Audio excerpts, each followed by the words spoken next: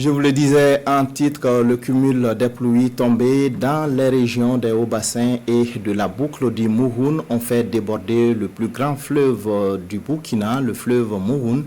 Les conséquences ne se sont pas fait attendre. Plus de 60 000 hectares de champs sont inondés.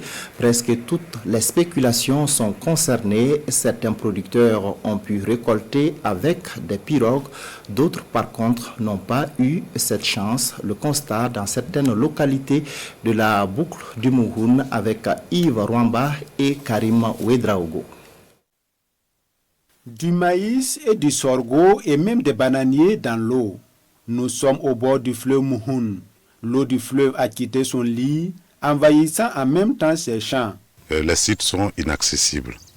Mais quand nous prenons, sur la base des expériences passées, les zones inondables, dans la commune de Warkoy, dans le village de Monkui, si nous tirons de Monkui, en passant par Toruba, Kamandena, Souri ici, jusqu'à Manyumaso, on peut être à une évaluation de longueur d'au moins 40 km.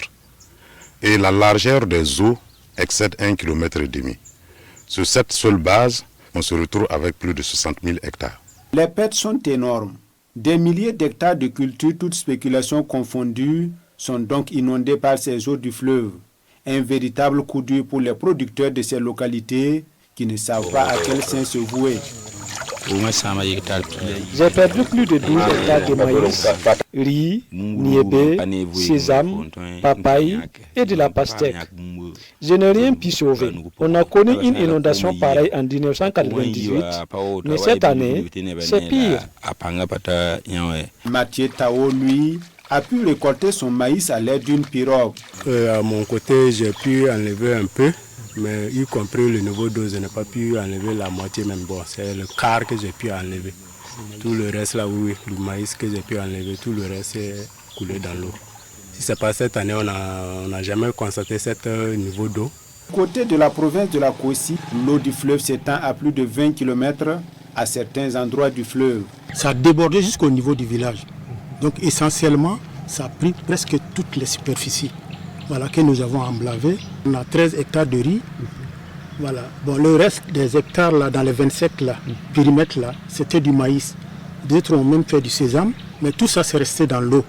L'une des raisons de ces inondations est la forte pluviométrie enregistrée ces derniers temps. Au cours du mois de septembre, pour les communes qui juxtaposent avec le fleuve, pour ce qui est du Moun, les communes de Bondokui, Warkoy, Dédougou et bien sûr Douroula, nous avons enregistré des hauteurs d'eau qui doublent les quantités d'eau de l'an passé. Nous sommes à des hauteurs d'eau moyennes de 150 mm d'eau pour le seul mois de septembre, avec un nombre de jours pluvieux atteignant 10 dans chacune de ces communes. Ça veut donc dire que l'hypothèse de la montée, de l'augmentation conséquente des eaux est prenable. D'autres hypothèses ne sont pas à exclure selon le directeur provincial en charge de l'agriculture. En attendant, les agents en charge de l'agriculture sont à pied d'œuvre pour évaluer les dégâts.